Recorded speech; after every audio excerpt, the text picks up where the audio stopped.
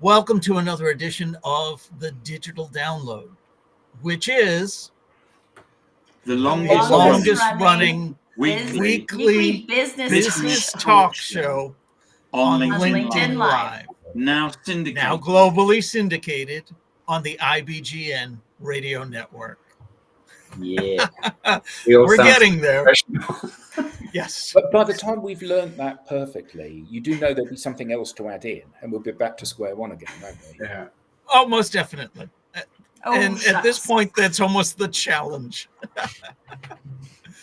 All right. So today, mind the gap.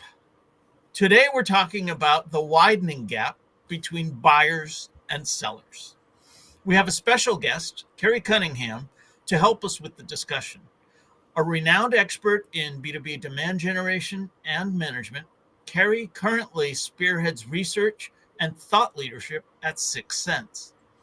But before we bring Kerry on, let's go around the set and introduce everyone. While we're doing that, why don't you in the audience reach out to a friend, ping them, and have them join us? We strive to make the digital download an interactive experience. Audience participation is highly encouraged. All right. So with that, Adam, would you kick us off, please? Hello, everybody. I'm Adam Gray. I'm co-founder of DLA Ignite. And this kind of current research and thinking of how buyers and people in the sales industry are actually behaving rather than how we think they are behaving is a fascinating topic, and one that's been close to Tim and my heart since we started the company. So I'm really looking forward to today. Excellent. Thank you. Tracy. Good morning, everyone. I am Tracy Borison, founder of TLB Coaching and Events, a proud partner of DLA Ignite. And I'm really interested in this because I usually come from like the marketing angle. So when we think about this widening gap between buyers and sellers, the thing I immediately hear is marketing is not doing its job. So I'm super interested to hear where we go today. Excellent. Thank you. Tim. Hi, I'm Tim Hughes. I'm the CEO and co-founder of DLA Ignite. And I'm famous for writing the book, Social Selling Techniques to Influence Buyers and Changemakers. So Welcome. Famous. Thank you. And Alex. Good afternoon, all. Alex Abbott, aka the bearded sales guy. Not quite famous just yet for that, but getting there. Before we kind of get on to a serious note of buyers and sellers and misalignment, Is that a bomb? there's No, I think your lunch is ready. my hydrogen water is ready. I know how much you love that, Tim. And it's been playing on my mind, Tracy. We were talking before we went live about Saskatoon. And is it Saskatoon? I was thinking, where do I know that from? And it's the film Grown Ups. Do you Yes. The Canadian lifeguard with a really high-pitched voice. Yes, Adam Sandler loves to have a good time with the Canadian accent. Yeah. I think Saskatoon, Which most of us don't have, by the way. Saskatoon is the state capital of Saskatchewan, isn't it? Saskatchewan. Provincial capital is how we refer to it. We don't Sorry. have states. Yes. Sorry. Yeah, well pronounced. I struggled with that one. Most people struggle with Saskatchewan. Yes, that one. Yeah, I too am a proud DLA Ignite partner, and I'm looking forward to today's discussion. Excellent. And Alex is nowhere near Saskatoon, just in case you're wondering. Okay. Now I know. Thank you for that, Alex. And myself, I am Rob Durant. I am founder of Flywheel Results. I too am a proud DLA Ignite partner, and I am not yet famous for anything. Yes. All right. Yes. Yet. With that, let's bring on our guest. As I said, this week on the Digital Download, we'll speak with Kerry Cunningham. Having run a third-party BDR organization as the VP of Operations for 12 years, Kerry oversaw 500-plus BDRs. As Vice President and Principal Analyst at Forrester, He co-authored foundational frameworks like the B2B revenue waterfall. Now Kerry brings over 25 years of experience in B2B demand generation and management to 6 Sense, where he focuses on bridging the gap between marketing and sales. Let's bring him on. Kerry, Hey, welcome. Kerry. Good Good morning. to see you. Good afternoon. Thank you. Yeah, good to see you as Good well. morning. Kerry, thank you so much for being here. Yeah, my pleasure. Kerry, well, let's start. Can you tell us a little bit more about yourself and how you got here? Yeah. So right now I'm in one of the winter refuges for our Canadian friends. I live in Palm Springs, California, which is at this time of year about 60% Canadian, I think, which is nice. It's a much more polite town this time of year than it is. That's because it was minus 27 degrees Celsius here yesterday. That's why Yeah, and Canadians go. we complain because it was 72 Fahrenheit. It's a little cool this time of year. We actually have a minor league hockey team here in the desert where it's 115 in the summertime. So give you a sense for that. But I spent most of my adult life in San Francisco, and that's where our teleservices organization started. We expanded. We had a company. I spent half my time for 5 years in suburbs of Montreal in a town called Vaudreuil, which was very fun to learn to pronounce. And then I spent the last 10 years essentially as an analyst. So 8 years with Serious Decisions, and then Forrester Research after Forrester bought Serious Decisions. And virtually all of that time spent trying to help organizations improve their ability to convert leads into opportunities and revenue. And it was during that very futile period of time that we figured out that converting leads as such into revenue was the wrong thing to try to be doing. And that led to the development of Demand Unit Waterfall, which was one of the goofy name things that we developed, in the B2B Revenue Waterfall, and a bunch of other stuff. Moved over to 6 Sense about 2.5 years ago, doing the same thing. We actually have the solution to do it, which is why I finally made the move, like started talking about it without being able to say, here, go do this. So that's me. Excellent. Thank you. Yeah. So, Kerry, before we talk about results and takeaways, can you give us some background information on the two studies that we're going to be discussing today, the 2023 B2B Buyer Engagement Report and the 2024 State of the BDR Survey? Absolutely. And I may bring in a couple of other studies that we've done recently. Please do. We've been busy. So last summer, we surveyed almost 1,930 something recent buyers in B2B. And that's people who made a legit B2B purchase over the last 24 months at the time we surveyed them. Sorry, Kerry, what do you mean by a legit B2B purchase? 10K in annual value or more. Okay. And so we may actually drop that because I've had a lot of complaints from some of our customers and other folks that I've talked to that number is a little too high. But we wanted to make sure that we were talking to people who are making considered purchases, let's say. And so we asked them about their buying process. And that's really where a lot of the insights we'll talk about, I think, today come from. We followed that up with another study that I'll mention here. We haven't talked about yet, but last year we did a study called the Buying Signals Survey. This year we renamed it and we called it the Buyer Identification Study for reasons that I could go into. But in any case, it's about how marketers identify buyers. So we got this big study that says, here's what it looks like when buyers are buying. And we've got this other one that says, and here's what it looks like when marketers are trying to identify buyers who are buying. And man, those things don't look very much alike. They don't intersect all that much. And then we also just published on Monday our State of the BDR report and benchmark. And there we surveyed just under 300 BDRs this year and asked them about their jobs and how they go about their jobs. We have some really good news about the BDR function. a lot of what we find is kind of like an antidote to what you read on LinkedIn every day.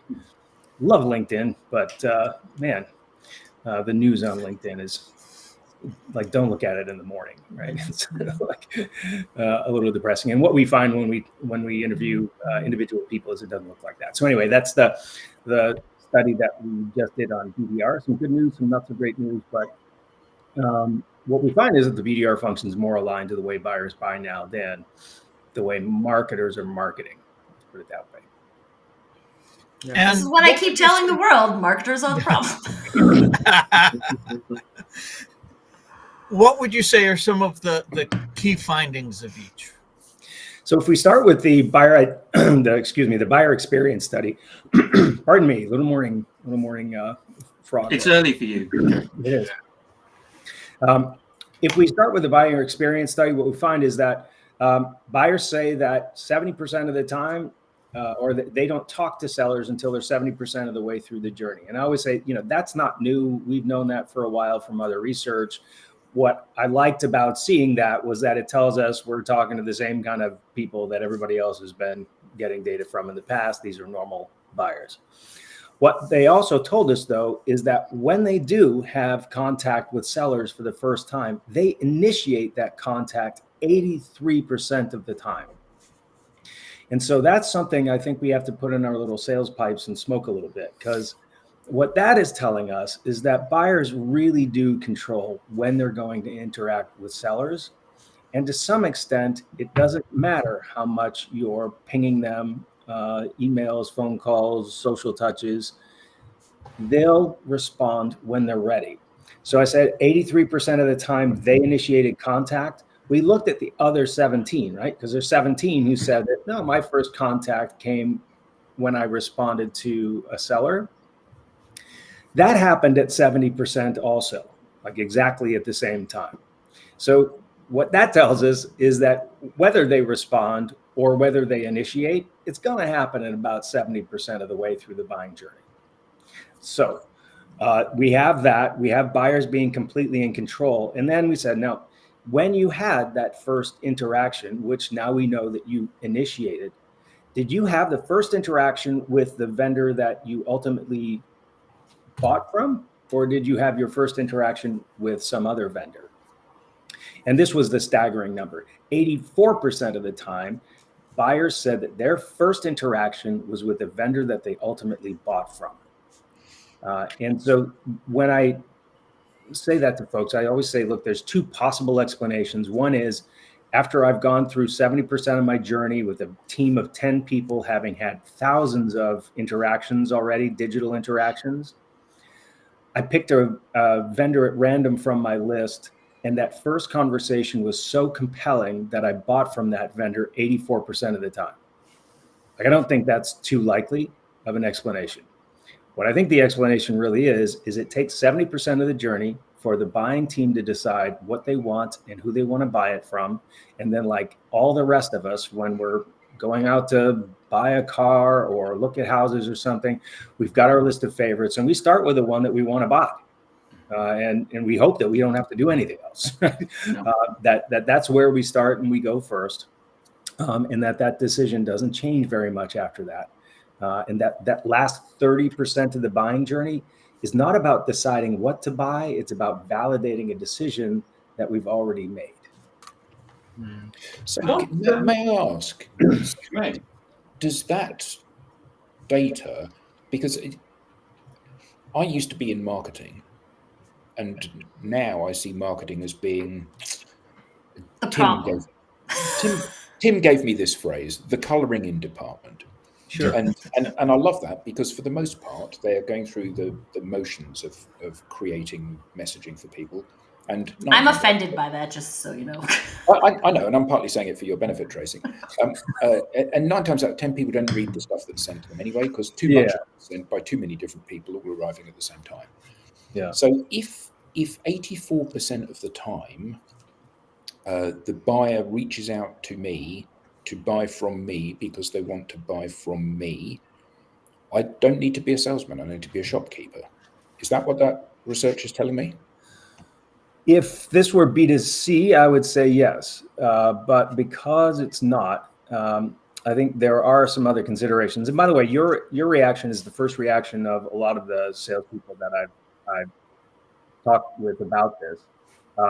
And the first thing I did when we saw these numbers was I said, holy, and I went and talked to our own salespeople, including our head of sales, about this.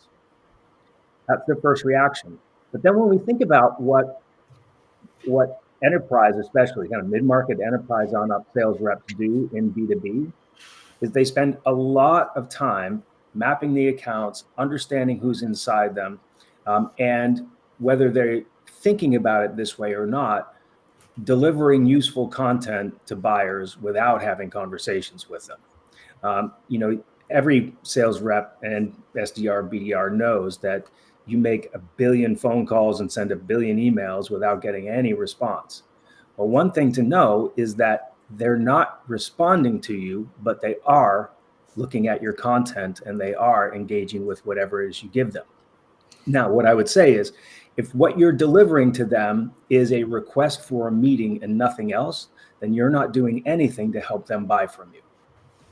But if what you're doing is engaging in the practices that my understanding from talking with lots of sales reps is, if what you're really doing is you're delivering value in those one-way interactions, you're saying, hey, we've got this content over here, we've got this event over here, we have subject matter experts you could talk to, we have a community that we sponsor, we do all of these things. If you're delivering those kinds of experiences, then you are influencing those buyers, but you're not going to get the meeting until they've decided that you're on the short list and you're one of the vendors that they're going to talk to.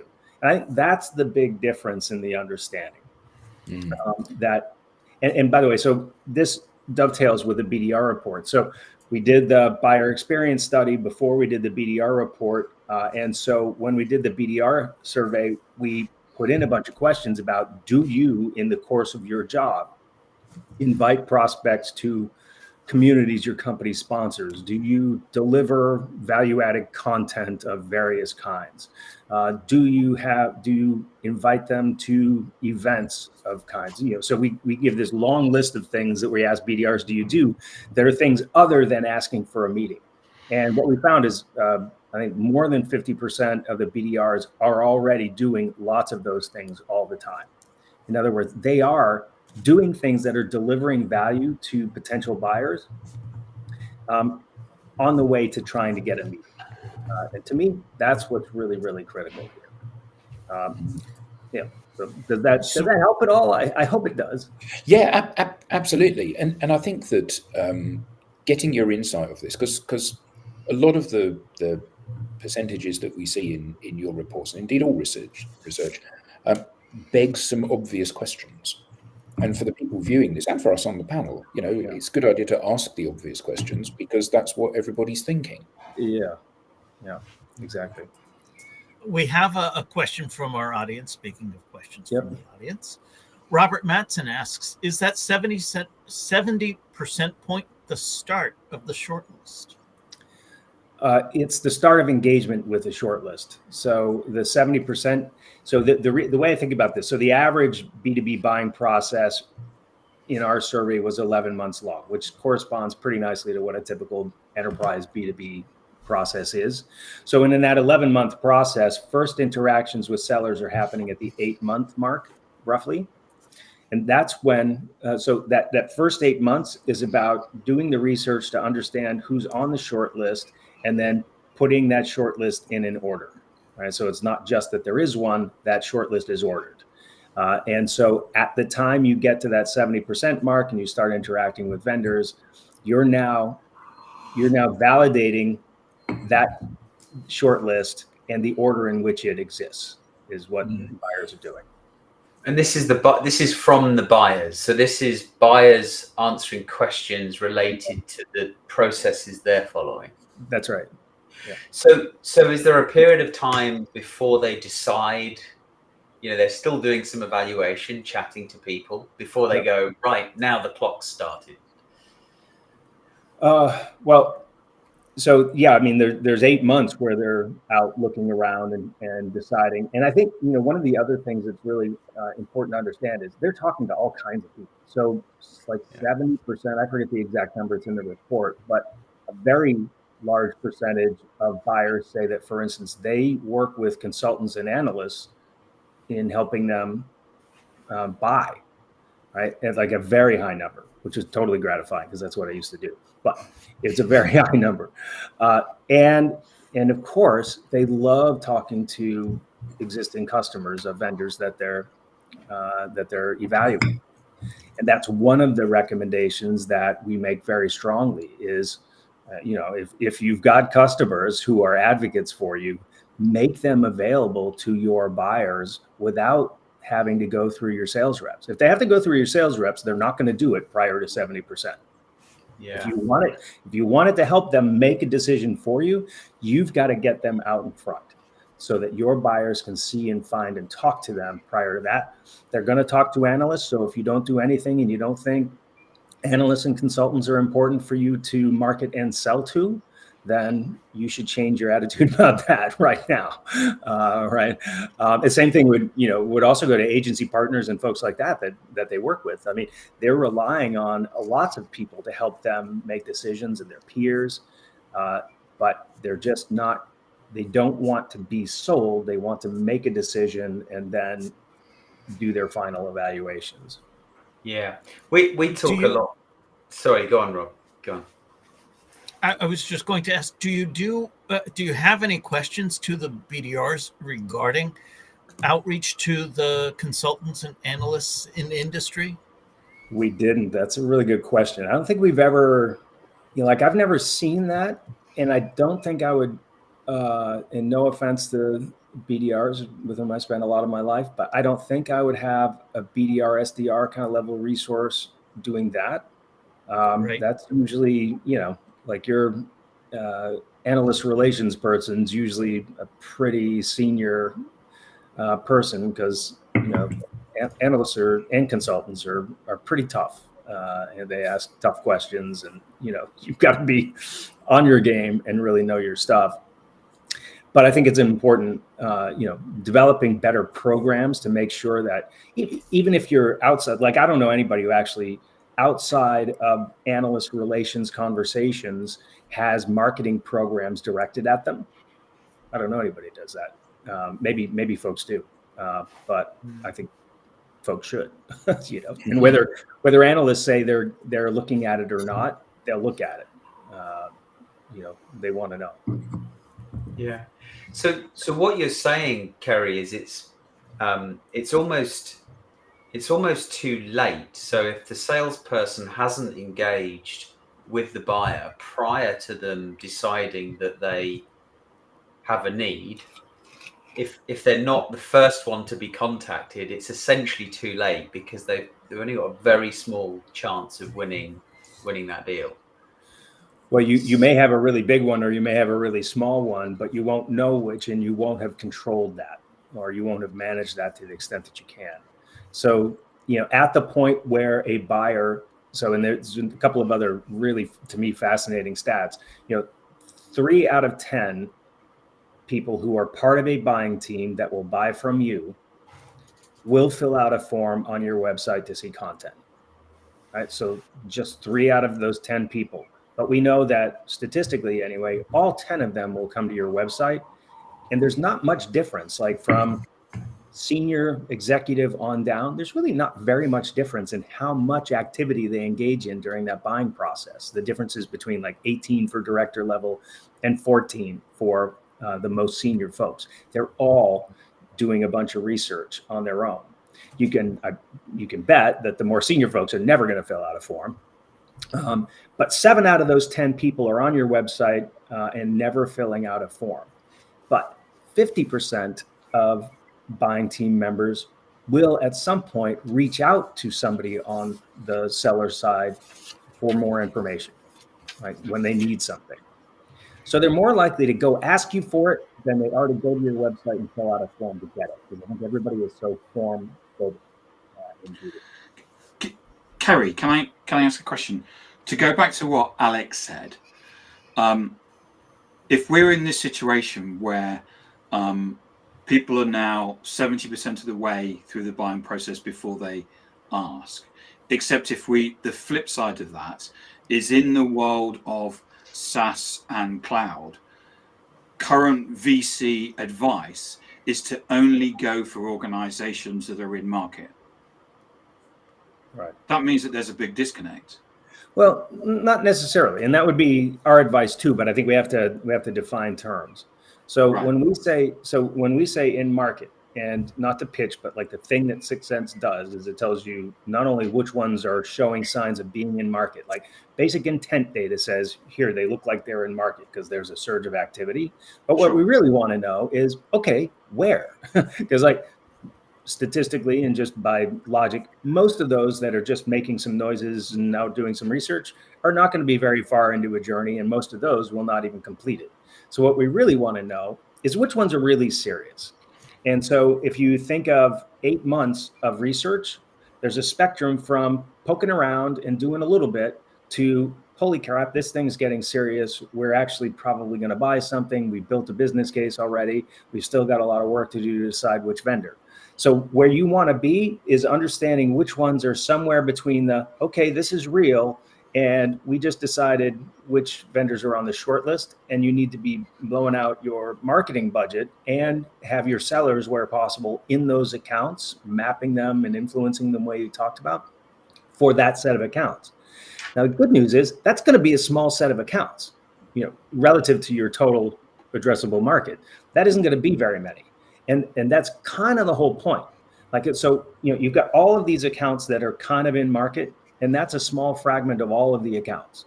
So for the ones that are kind of in market, brand and awareness content, maybe light lead gen, high scale, low cost stuff.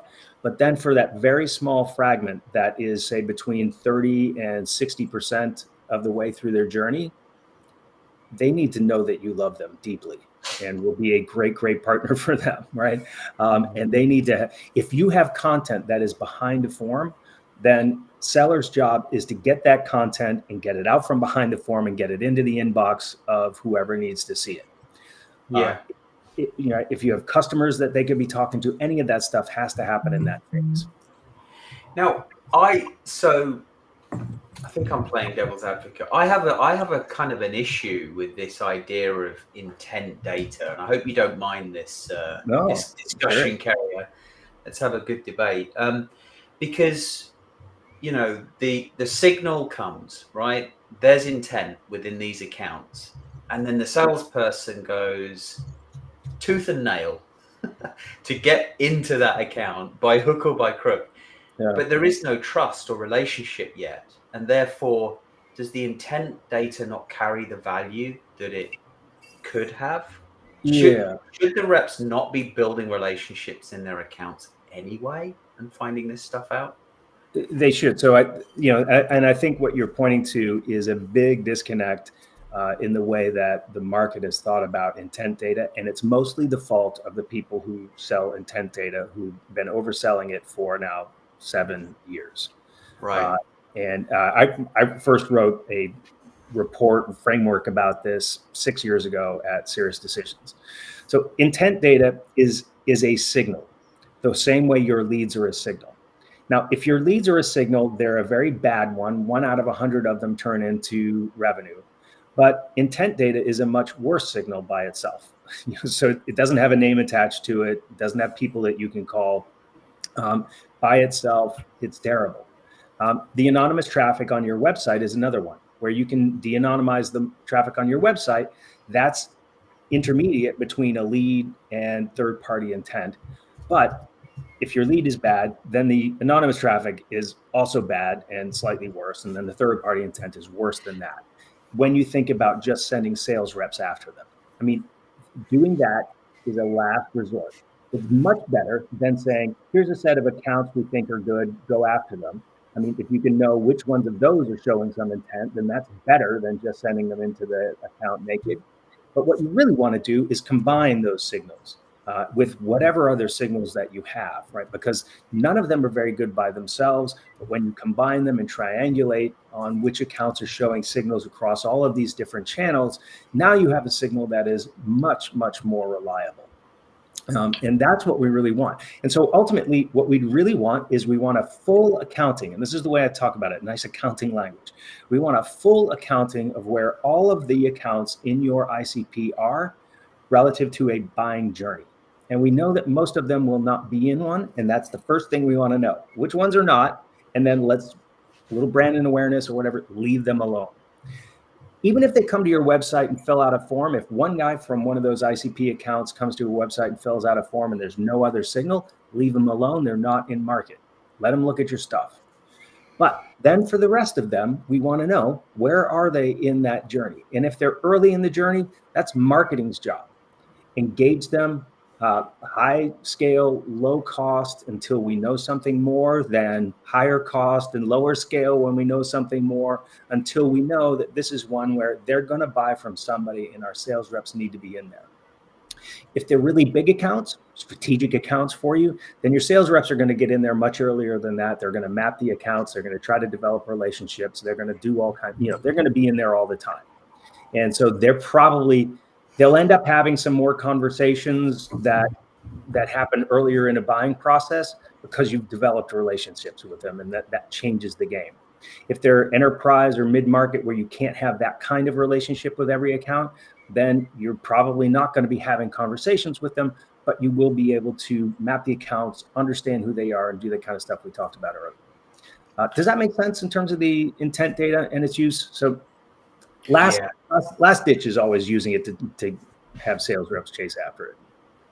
So I've got a couple of questions which are kind of interlinked, and I kind of know what I want the answer to be, but I'm going to ask them to you as a question.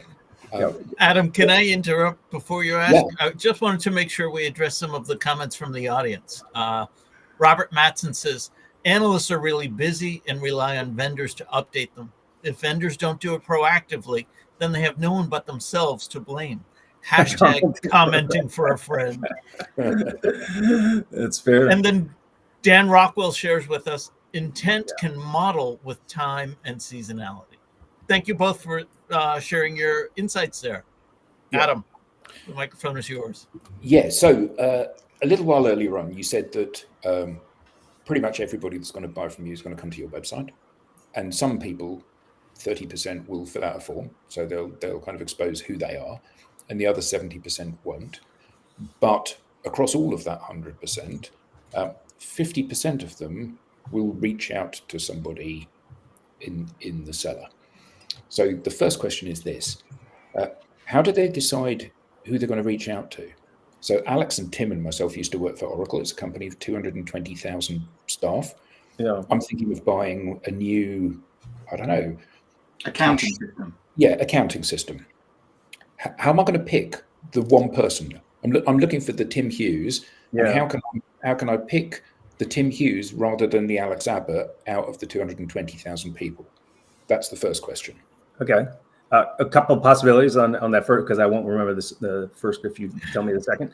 So a couple of possibilities there. One is a lot of that reaching out is probably happening after the 70% point. So we're already now in that validation phase, and I needed a piece of information and I know who the sales rep is, so I'm reaching out. Some of it is probably happening because I've been getting emails and phone calls from these people for a long time now that I've been ignoring. And so I know who they are because they've been reaching out to me, and I reach out to them when I need something. Now, that what we would have a very difficult time teasing apart is somebody who says, I reached out proactively, but I did it because I got an email 3 months earlier, right? And that happens in sales all the time, right? You're emailing somebody, and then 6 months later they respond. Well, in their mind, they're not responding. In their mind, they're proactively reaching out to me because now is the time when they need to. Right. Okay, that's kind of what I thought was the situation. So the other one is this, and actually I'm quite militant on this view, and this view may prove to be wrong. So buyers are 70% of the way through the buying journey before they reach out to the seller to say, I'd like a little bit of help with this. And during that time, they've specified the solution to the problem, and they've identified who are the prospective vendors of that or providers of that service. And they've ranked those vendors from whatever criteria they determine to be important, from most attractive to least attractive. And then they reach out to those in turn. That makes perfect sense. The problem is that most people in the B2B space are selling something which is incredibly complex. And the buyer, by virtue of the fact that they're not a seller of this product, are relatively ignorant about what the scope of the possibilities looks like, and indeed what the solution is. So isn't this like giving a child a series of components and saying, well, all the bits you need there to put the computer together are in the box, put them together and make a computer, when the child can barely speak? So how do we get to the point where we know what the right solution is? How do I get to the point where I can educate the buyer enough that the right solution is my solution, given that every vendor in the marketplace says, my product's best, my product has got these 150 different functions, and we're market leader? Yeah. Well, I think so. I think one of the things at this point, so as much as salespeople were initially not happy with me, brand people absolutely love this research. Because one of the things I think it does say is that people are not, and this is true. This was part of the genius of Steve Jobs. Is yes, when people were buying PCs for the first time in their lives. They're very complicated machines who have lots of different functions and all of that. But what Steve Jobs' insight was, but yes, they're going to want the pretty one. And that is true. It's the same with a car. It's the same with a lot of things. They're very complicated and all kinds of things, but we buy the ones that we think are pretty, or whatever our version of pretty is for that thing, whatever we instinctually like on a gut level. Now, we may go through all kinds of decision trees on our own with the stuff that we can know to come to that decision, but ultimately we're going to buy based on the consensus that a buying group has about which vendor is going to be the best partner for us in accomplishing whatever it is that we want this technology or machine or whatever to do. And the extent to which you can help your buyers understand what that relationship is going to be like is the extent to which I think you win deals, or lose them if you do a crap job of it. But like, if you do a good job of enabling buyers to get all of the information they need, and you talk about things in a way that they can understand, your content delivers the information in language that's familiar to them, in formats and structures and channels and media that is friendly to them, then you will feel like a really good partner, even if your buyer isn't explicitly saying that. And I think that that's one of the things that we haven't really thought nearly enough about in B2B is all of the stuff that's on your website, every bit of content, all of that sales process, it's all auditioning to be a business partner, which is what your buyers need. They need somebody who's going to help them solve a problem.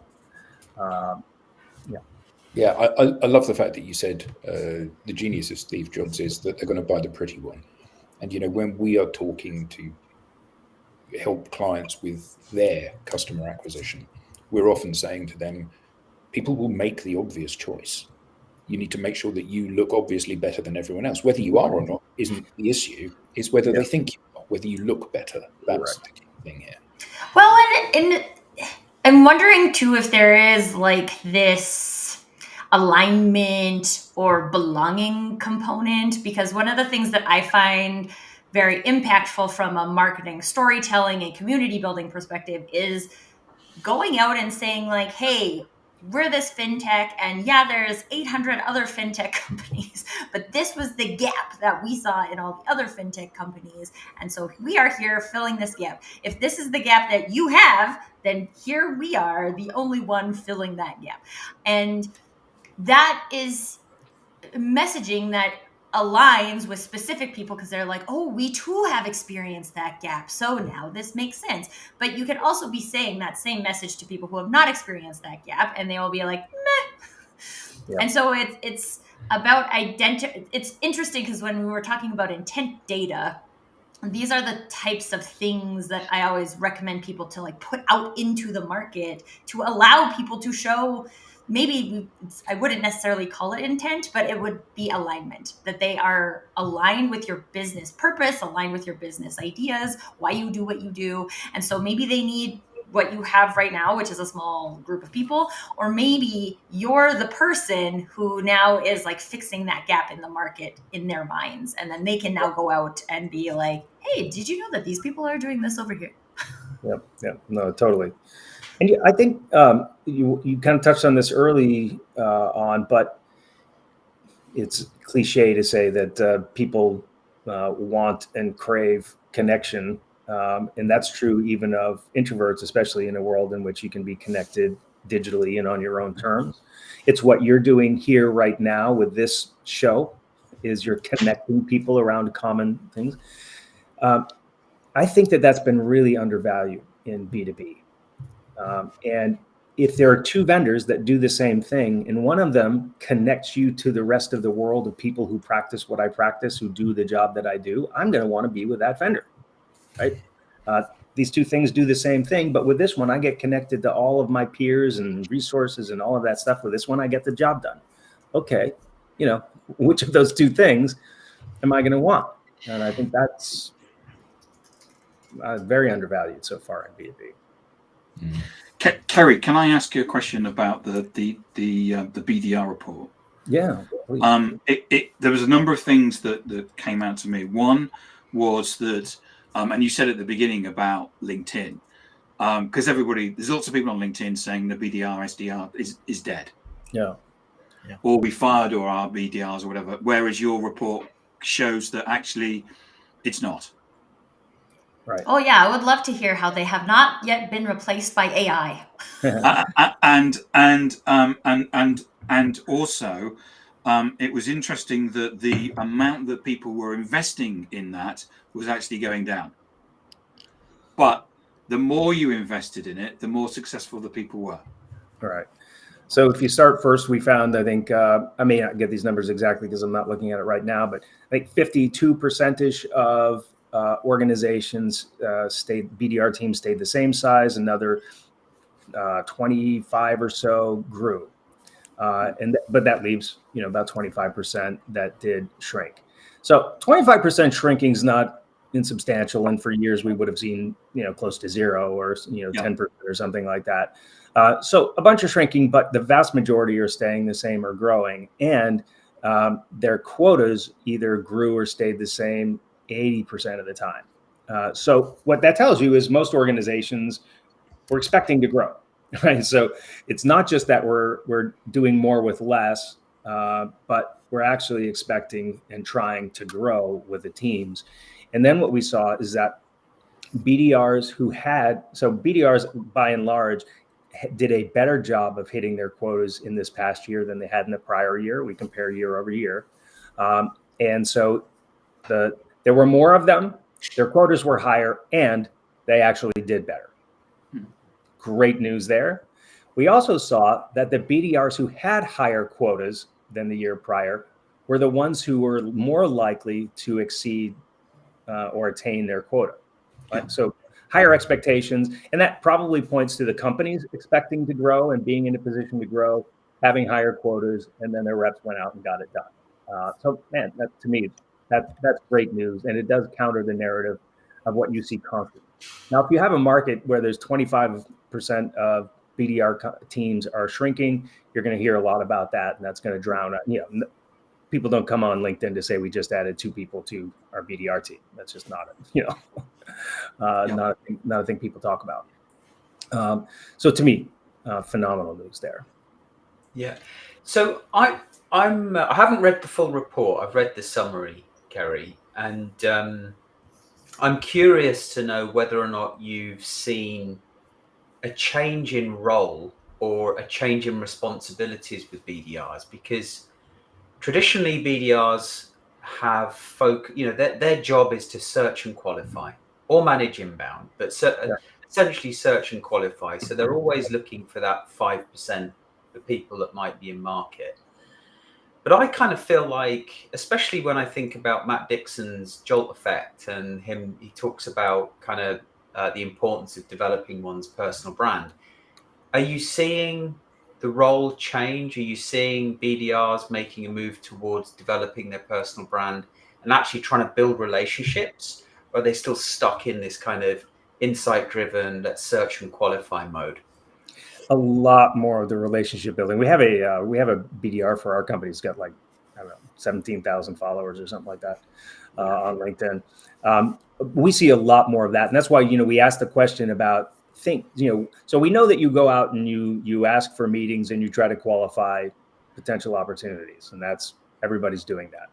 But what are the other things that you do, or do you do any other things? So back in my day running these functions, which would have been more than 10 years ago. But I also, when I was at Serious Decisions, I consulted with dozens and dozens of companies on this. And still the majority of BDRs were really only trying to get a meeting, trying to set up discovery calls. That's it. But more than 50% of reps are now doing a lot of other stuff that I would put in the category of relationship building. Whether it's relationship building for them, not as much, but relationship building between their company and people within the target accounts. And they're multi-threading like crazy, like overdoing it a little bit. So we saw an average of, I think, 6-ish people that BDRs are reaching out to in every account. Now, the really wonderful thing is here, they're doing that even if they're just following up on inbound leads, which to me, I wrote a brief about that 7 years ago at Serious Decisions. Like, never follow up on a lead again if that's all you're going to do. There's no reason to call into a single person inside an account if you're not going to do anything else. Like, if they ask you to call them and they don't pick up the phone, you should still try to find somebody else and find out what's going on. Why would that person have asked for that?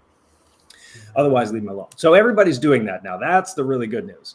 The average was 6 people, which is great. I think that's actually now excessive for a lot of companies and a lot of buying group sizes. If there's 10 people on a buying team and you're reaching out to 6 of them, okay, maybe that's okay. But if you're in a smaller deal environment and your buying team is 5 or 6 people and you're reaching out to all of them, there's probably a pretty good chance you're wasting time. If you get through 4 or 5 of them and they're not responding, or 3 of them and they're not responding at all over the course of a few weeks, I don't know, you're probably chasing your own tail at that point. But in any case, I'm really glad to see that multi-threading has taken hold, that BDRs are the vast majority of BDRs are passing opportunities to sales now, like the opportunity object and not a lead. So now that opportunity object can contain a lot more information, including multiple contacts. And so they're delivering content, they're inviting contacts to events and doing all kinds of things that build relationships with those folks, even if they're not getting the meeting right away. So the next thing that has to happen is we've got to look at compensation strategies, because all of the incentives are about getting meetings and discovery calls, right? So, and I think that's where I'm going to be focusing a little time and attention, is figuring out what do we do about compensation for folks whose probably their best purpose is in enabling all of these folks inside these accounts, but not getting immediate meetings. And how do we account for that?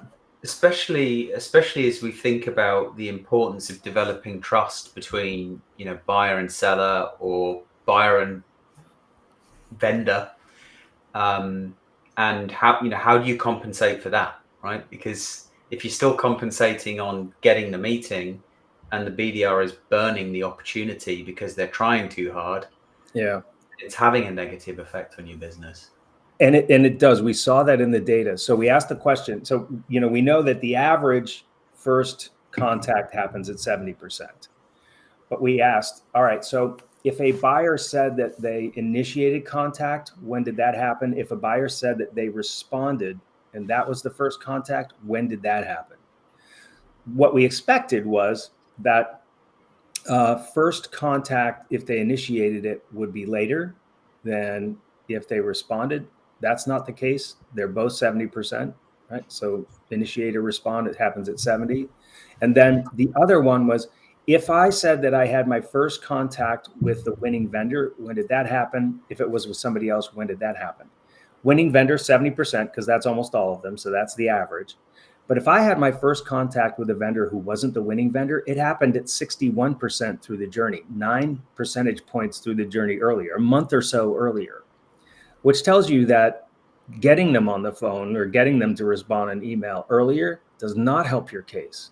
And it may be hurting it. That if you're hammering them so much that they respond, it's probably to tell you to buzz off. Unless you've provocated their thinking earlier about a need, a problem they didn't realize they had, and you started that. It could be some of that, but then, the numbers say, yeah, but they were less likely to choose you if you ended up having a conversation earlier. So I think it just means we have to put the buyer first. We have to enable the buyer to choose us, not enable me to get a meeting. And I don't think it's bad to say, hey, and I'd love to chat, or to put a meeting link at the end of the email or whatever it is. Of course, do that. No problem. But lead with what I'm doing for you, who are the buyer on the other end. And lead with it hard. Like, don't make it an even balance. It's got to be about the buyer and enabling them. You'll get the meeting, you'll get the call if you do that well. Yeah, I can almost imagine it going into businesses' qualification criteria now. So what percentage are you through the buying process? Okay, hold on, I can't speak to you yet. Because buyers are so good at answering that question. If you get a hand raiser, you get somebody who says contact me, or they download a demo, you should absolutely ask them, were we the first vendor you contacted? Because if the answer is yes, 84% to win. If the answer is no, some fraction of 16%. But you just said if they're too early, if they're first and too early, that has a negative effect. That is, but I'm saying if they've raised their hand, so if the buyers initiated that contact already, now we're at 70% already. So that they've initiated that contact. Got it. And so if they initiate that, so then ask them, were we the first one you talked to? Because and then you could have a frank conversation with them. If they say no, then you say, oh, okay, where do we kind of sit on your priority list? Yeah. Am I just comparing to your favorite vendor because I'm not going to put that much effort into giving you a quote? Well, and depending upon the kind of account it is, then you can prioritize, right? If it's a strategic account and one you really want to have, or you're desperate, then you're going to put your best foot forward anyway. But it'd be good to know. Rob, Elizabeth Walker has asked the question: how can we add a taste of service along the way at this stage? I think that's what you ought to be doing. So every way that you can audition how you provide value to the buyer is what you ought to be doing early on. So in terms of very specific techniques, I think it'll depend on what kind of solution you offer, what it is that you do. But I would always be thinking about, one, making sure that they have access to your good reference customers, so that they can tell you, those customers can tell them what it's like. But I know companies that have done, customer for a day kinds of things. What's it like to be a customer of us? Here, let's show you. Let's bring you in and show you what it's like, or give you a video that shows you what it's like. Whatever it is that you can do that's going to help you audition for being that partner. And I think, first of all, just get your content out in front of gates, make it good, use language that's common to your buyers that they understand, focus on clarity in everything that you do, so that your buyers have to, this is a staggering stat to me. If they're evaluating 4 vendors, that's 4,300 interactions for a buying journey. If they're evaluating 5, it's 8,000. That's how much harder just having one more vendor is. They got to double the work. right? So it's incredibly hard. We make it very hard because we talk about things in different ways. We differentiate ourselves by the obscurity of our language and all of that stuff. Focus on being clear, and where you've got comparisons with other vendors, make those comparisons, but make them very clear, right? And use the language that everybody else uses. And since they're talking to analysts and consultants, know what your analysts and consultants say about the solutions in the category and how they talk about it, and use that language. Fantastic. I know we're like right on the edge, but I just have a We're quick beyond question. the edge. A quick question for Kerry, because if we're talking about relationships and BDRs building more of the relationships, do you also see this as a shift for marketers to be investing more in those kind of relationships? 100%. And I'll use 6 Cents as an example. So we sponsor a CMO community that meets twice on Friday mornings, every Friday. We've sponsored that community for years. It has hundreds and hundreds of CMOs who attend that community every Friday morning. They're our chief buyer. We don't pitch. There's zero pitching in that. What we do is establish a way for those CMOs to have relationships with each other. And that's our role there. We have a community for BDRs, exactly the same thing, right? We just create a space where they can hang out. It was interesting, Kerry. Derek Weeks, in his recent book, actually talks about your CMO community. And we have others, and we'll continue to have others. Everything that I do is published in front of a gate. You don't have to go behind the gate. And my job is to be out and about and talking to folks and doing these kinds of things as well. I have lots and lots of conversations on LinkedIn, online, offline, with marketers and sellers who are not prospects or customers now. I'm part of our service to the community. That's my gig. And so marketers can do all of those things and a whole bunch more, right? All of the events that you put on or don't now, but should, all of those things I think are wonderful ways of building yourself into the community and making that community better. Rob. Kerry, this has been fantastic. Actionable insights, some tips that we can apply right away. Thank you for that. How can people get in touch with you? How can they learn more? So 6cents.com/research. And we got a lot of it, as you probably will have gathered by now. And it's all there, freely accessible, no gates. And then you can find me on LinkedIn, Kerry Cunningham. I'm linked in the invite. If you're on this, my name is linked in there. You'll be able to find me pretty easily. And I post very frequently about the research and then other comments, gripes, and those kinds of things as well.